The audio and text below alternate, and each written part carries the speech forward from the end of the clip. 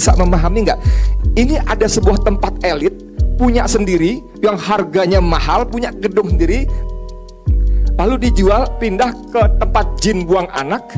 Kalau pasarnya kuntilanak genderuwo, ngapain gua bangun di sana? Apa yang terjadi pada Edi Mulyadi nampaknya sudah masuk ke babak lebih serius dari yang kita bayangkan. Masyarakat Dayak rupanya tidak akan puas hati membiarkan Edi Mulyadi hanya menjalani proses hukum positif di Indonesia. Tapi mereka dengan tegas mengatakan harus menjalani hukum adat juga.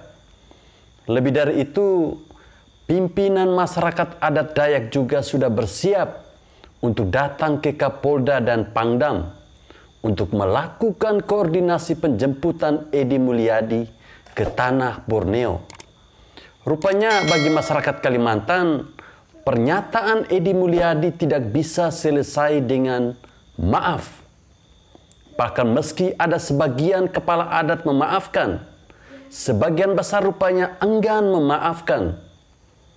Bagi kita masyarakat umum yang sudah terbiasa dengan kalimat provokatif dari Edi Mulyadi atau kawan-kawannya yang ada dalam video tersebut, yang kerap main forum-foruman atau bela-belaan, sehari dua hari mungkin kita sudah bisa melupakan, lalu beranjak ke isu lain.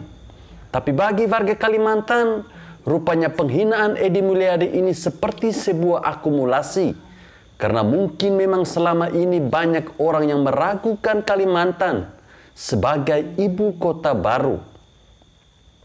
Mungkin mereka juga sudah mendengar sebelumnya, tapi baru Edi Mulyadi lah yang membuat pernyataan sangat-sangat kasar. Sampai ada istilah tempat jin buang anak. Dan hanya genderuwo kuntilanak yang mau tinggal di Kalimantan. Rupanya bagi warga Kalimantan ini bukan sekedar penghinaan biasa, tapi juga punya alasan fundamental terkait kesiapan Kalimantan untuk menjadi ibu kota Indonesia. Penjelasan soal Kalimantan secara SDM sudah sangat siap, itu makin menunjukkan betapa mereka tidak mau diragukan. Apalagi sampai dihina-hina seperti yang disampaikan oleh Edi Mulyadi. Permintaan maaf Edi Mulyadi ternyata justru memantik emosi warga Kalimantan jauh lebih keras lagi. Karena permintaan maafnya dinilai hanya main-main, sambil cengengesan dan tanpa rasa bersalah. Malah memberikan penjelasan yang sebenarnya hanya ingin membenarkan dirinya sendiri.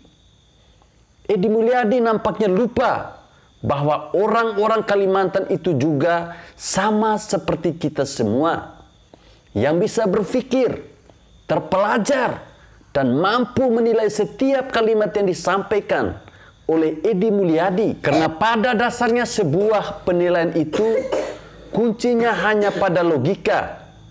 Kalau tidak logis ya susah untuk diterima. Jadi misal Edi Mulyadi mengklaim kalimat tempat jin buang anak adalah istilah biasa bagi orang Jakarta untuk menggambarkan tempat yang jauh.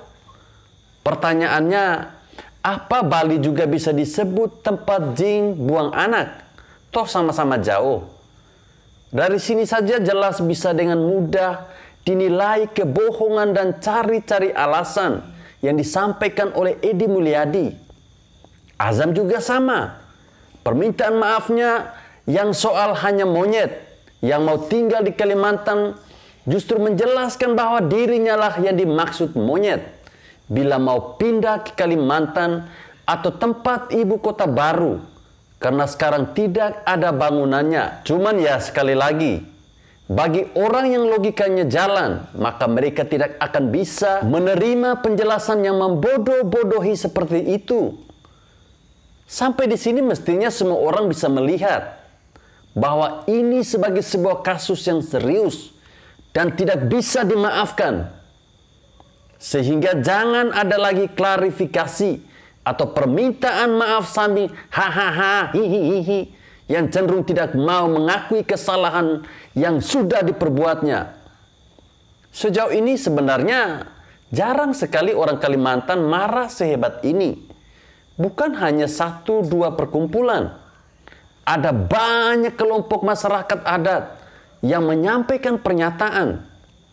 Dan itu bukan pernyataan biasa, melainkan ancaman dan tantangan duel sampai mati kepada Edi Mulyadi dan Azam.